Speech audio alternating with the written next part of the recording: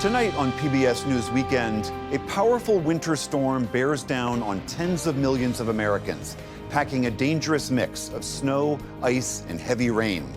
Then, 4 years after the attack on the U.S. Capitol, we examine the legacy of a day that still divides this country. And as many as 1 billion birds die each year in the U.S. from collisions with glass, what one American city is doing to be more feather-friendly. Folks don't recognize just how serious of a threat this is because it's such a passive threat. This is simply by us existing in the way that we live, having windows.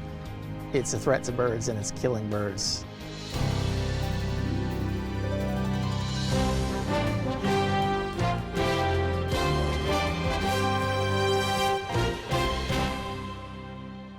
Major funding for PBS News Weekend has been provided by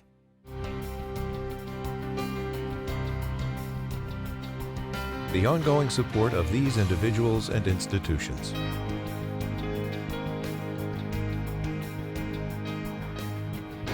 And Friends of the NewsHour.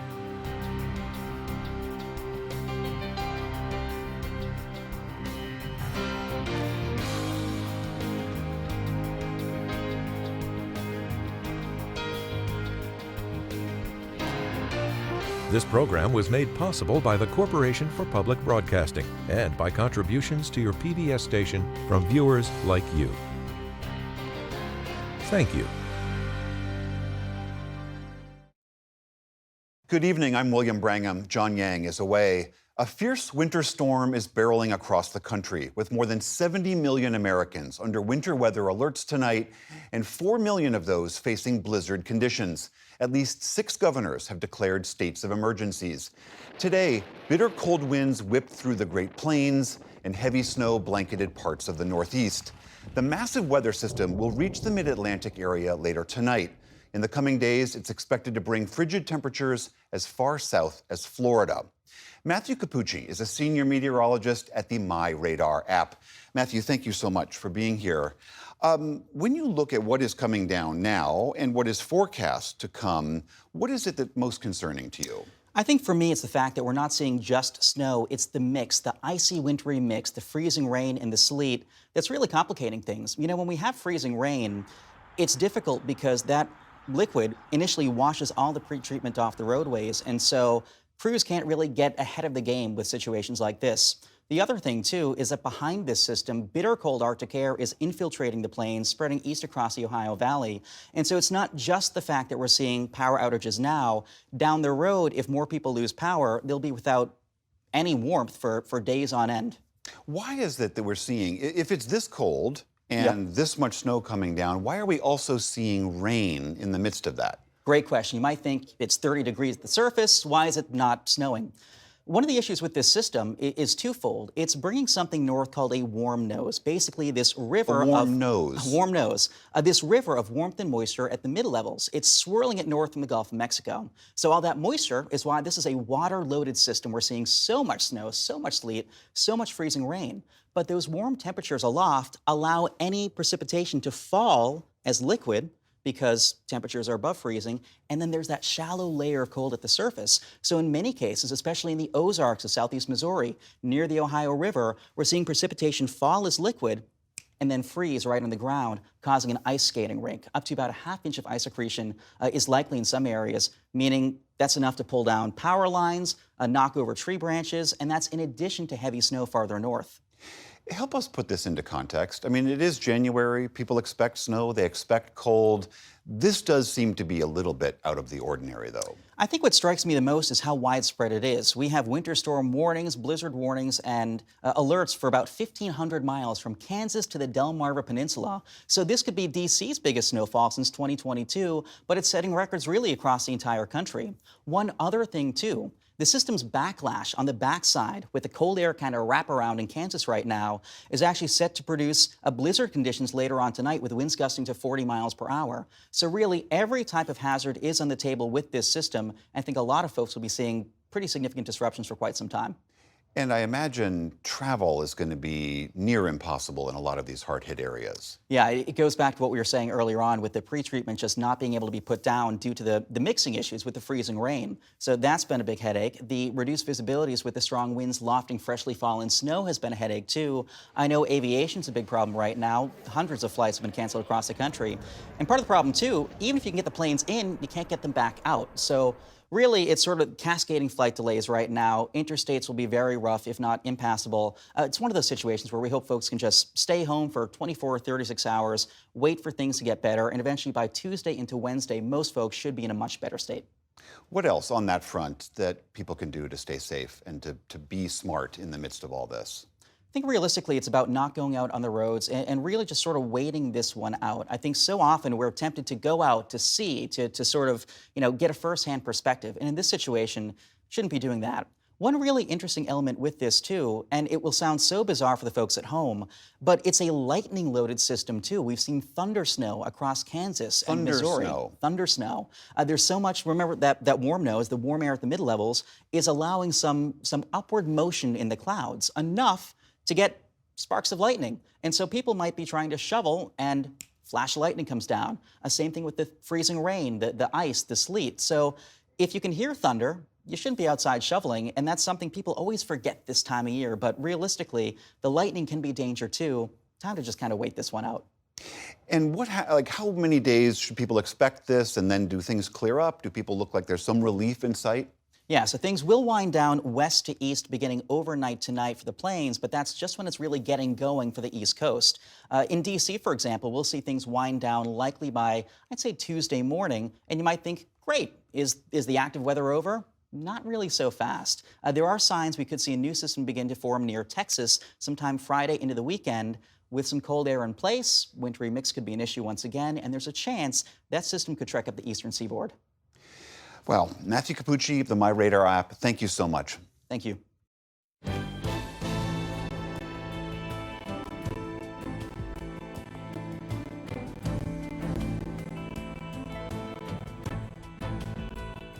There are new details tonight into the investigation into the deadly New Year's Day terror attack in New Orleans. The FBI now says the suspect visited the city twice before the attack.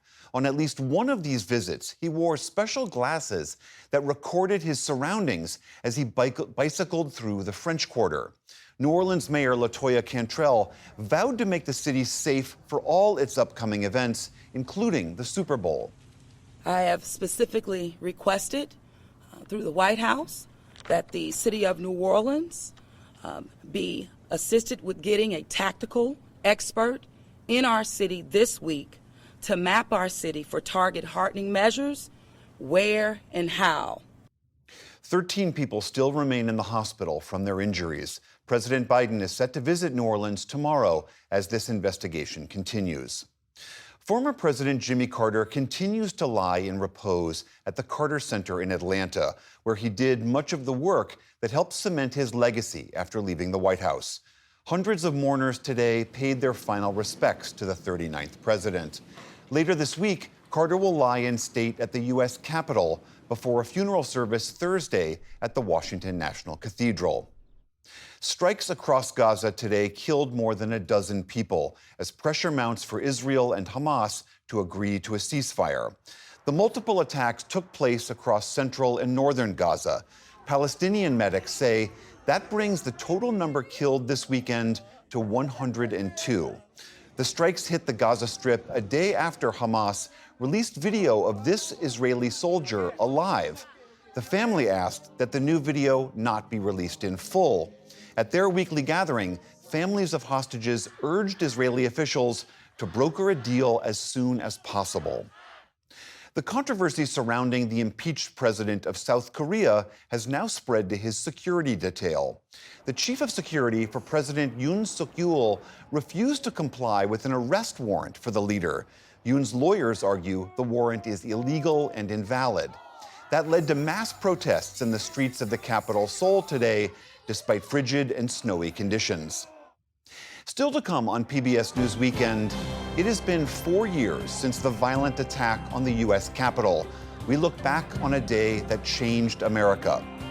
And how Philadelphia is working to help save migrating birds.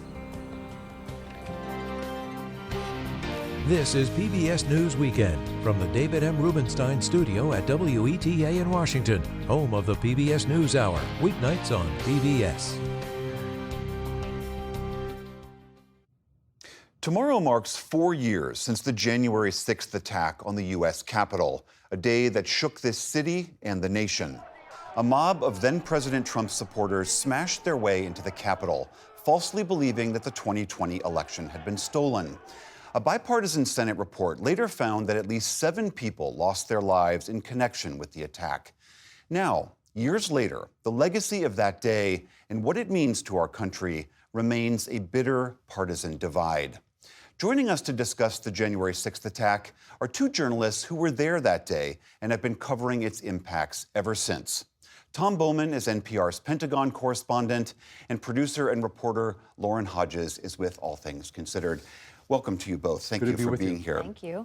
You were both there 4 years ago, and I just wonder now, 4 years later, how that day stands out to you. Well, I remember covering Trump's speech. I was there above the Washington Monument, that area, in the sea of people. And then I walked down and started interviewing people, and everyone was respectful. And then I started walking down Pennsylvania Ave, and I tell people it was a festive atmosphere, which sounds strange. You know, people were laughing, joking, waving to each other. And then as I got closer to the Capitol, it was like a storm was coming in.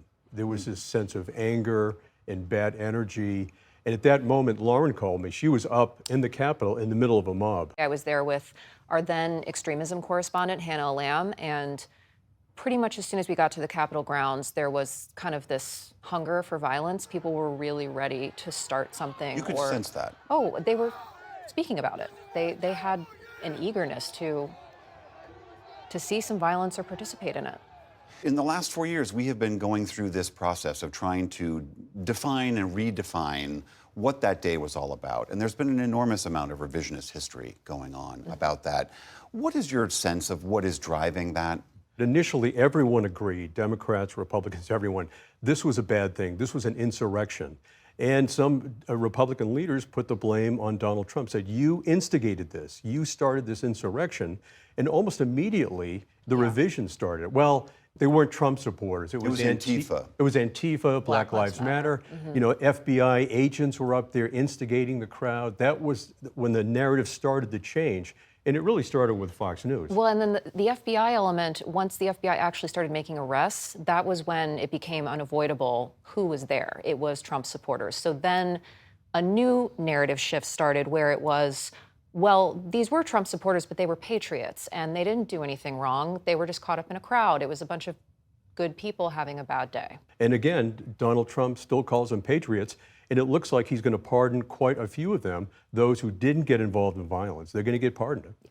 This few bad apples idea percolates a lot in the podcast that you guys did called a Good Guy. Can you tell us about the man at the center of that? Well, his name is Josh Abate. He was a Marine and still is a Marine. He was a sergeant in the Marine Corps, third-generation Marine, and he grew up about an hour west of Washington. And he believed that the election had been stolen. He was like many of those. Correct, there. he did. Yeah. He always watched Fox News and far-right websites. So that's where he got his information from. And he was among those that entered the Capitol that day. I guess it's not really clear if he engaged in violence or not. He says he did not. How does the Marine Corps reckon with not just Abate, but several other Marines who showed up that day? 1,500 people were arrested in connection with the insurrection or riot, whatever you want to call it. About 200 military members, mostly veterans, were there, and a large number of them were Marines, right? So Disproportionate number. because they are the smallest of the fighting forces. But here's the thing, William. The military, they don't know if there's an extremism problem in the military because they're not collecting data like they would be for sexual harassment or sexual assault. Only this past year did they put out guidelines, what's prohibited behavior. Overthrowing the government is one of them. And now all the services are supposed to collect data to make sure that they do have a handle on whether there's a problem or not. I think a lot of that's going to be brushed aside under the next administration. And the reason we think that is because There's a lot of verbal condemnation right away, like this, zero tolerance, we condemn this, these are not good Marines. But then when it came to action, when it came time for them to enact real consequences, nothing really happened. So the words didn't really match the actions when it came to how they were reconciling with so many of their people out there that day. Yeah, what's interesting about our podcast is there were 3 Marines, Josh and his 2 buddies from Quantico, the Marine base down there. So they were all charged with misdemeanors. They all did community service, 279 hours of community service, 1 hour for every Marine casualty in the Civil War, which is fascinating to me. But in all 3 cases, after they were convicted, the Marine Corps panels decided to keep them in the Marine Corps. And Josh, to this day, is still a Marine. And the Secretary of the Navy, Carlos Del Toro, has yet to decide whether to keep him in or not. The other 2, one was kicked out by a general at Camp Pendleton, California. The other ran out as enlistment. So Josh, of the 3, he's the only one left. Really tremendous piece of reporting. The podcast is called A Good Guy. Tom Bowman, Lauren Hodges, thank you so much. You're welcome.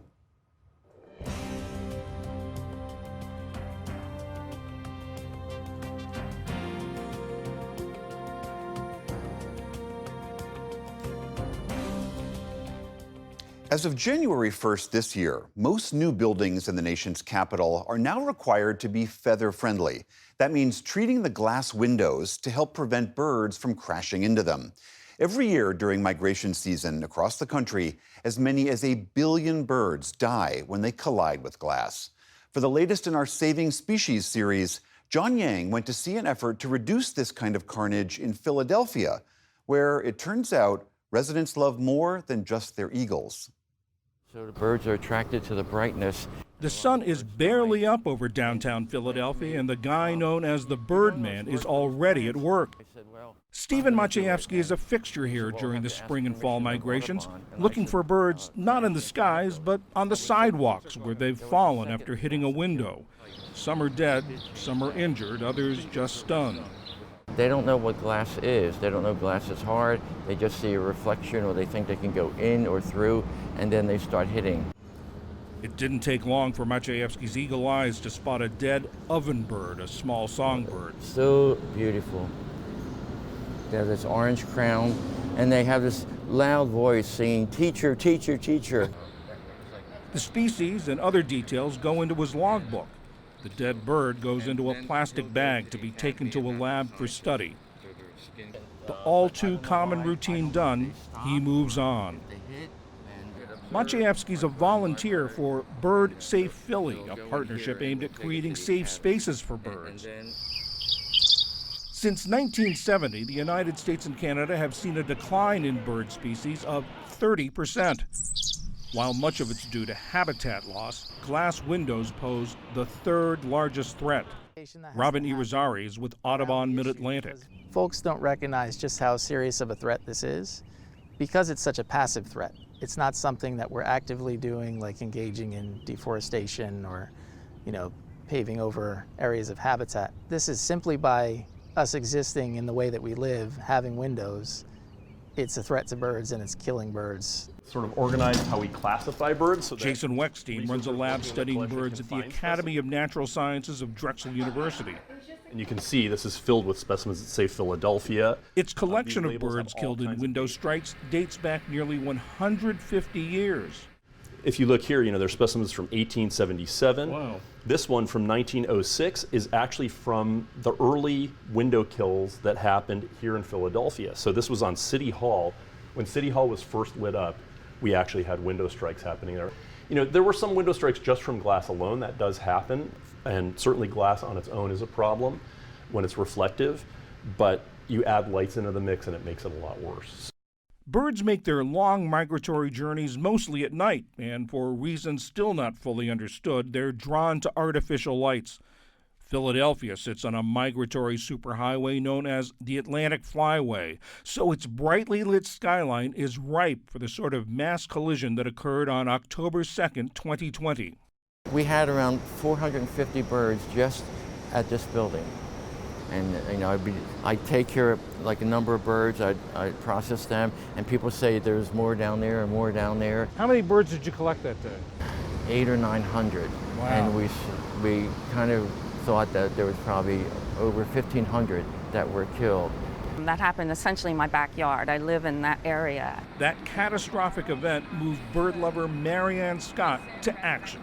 There is a general misconception that it's the high rises that are the biggest problem. So, yeah, the statistic I think is that it's 4 stories or less where the most fatal collisions occur. As executive director of the Building Industry Association of Philadelphia, she's working to convince the members of that residential real estate trade group to turn off lights, both inside and outside, between midnight and 6 a.m. during migration seasons. I think by and large people don't know that there's a problem. They're shocked to hear when I say there might be 300 million birds traveling across the country now. In fact, the night before we went on patrol with Stephen Maciejewski, an estimated 660 million birds were in the skies over the United States in the midst of their spring migration north. That makes for a busy morning. An injured ovenbird is placed in a paper bag for transport to the Schuylkill Wildlife Center's clinic for rehabilitation. Then Maciejewski helps an apparently stunned bird struggling to regain its sense of direction and get on its way. Next, an injured yellow-throated warbler.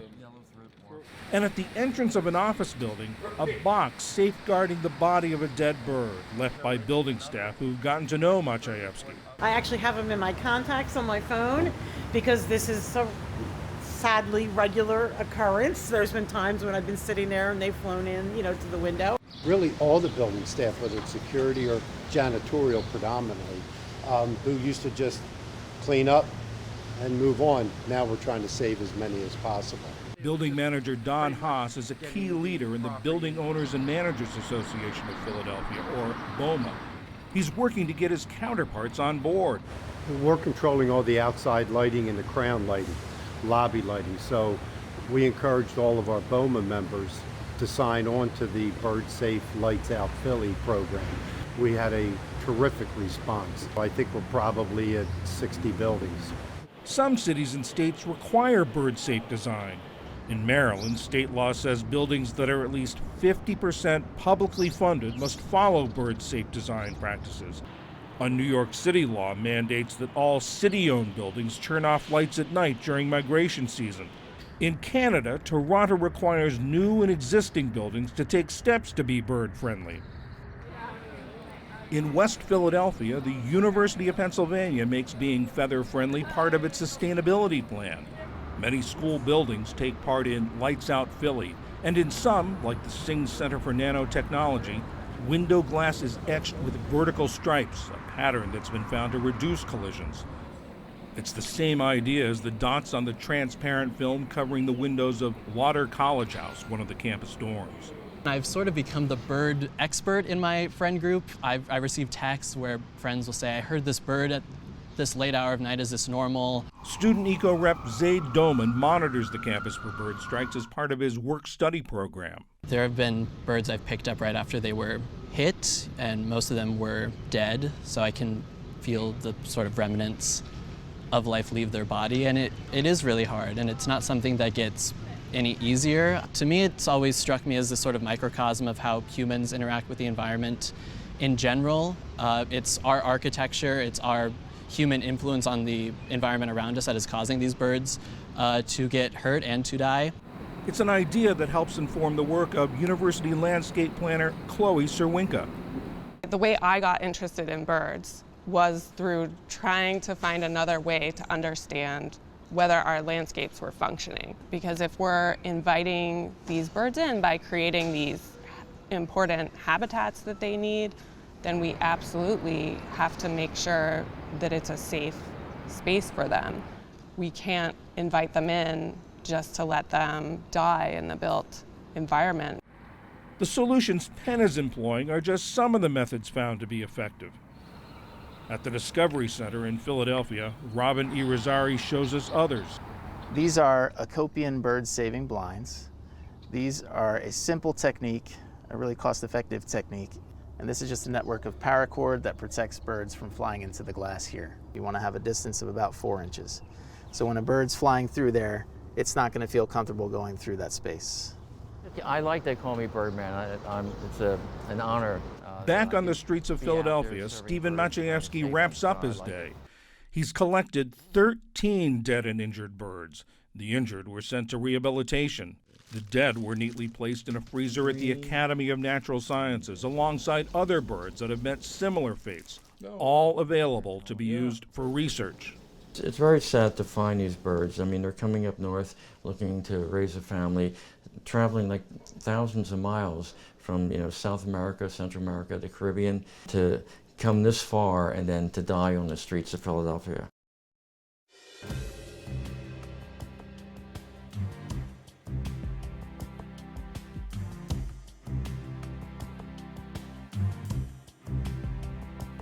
And that is our program for tonight. I'm William Brangham. For all of my colleagues at PBS News, thank you so much for joining us. Have a great week. Major funding for PBS News Weekend has been provided by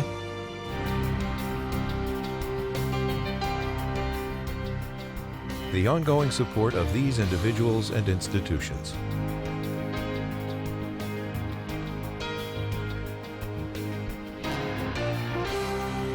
This program was made possible by the Corporation for Public Broadcasting and by contributions to your PBS station from viewers like you. Thank you.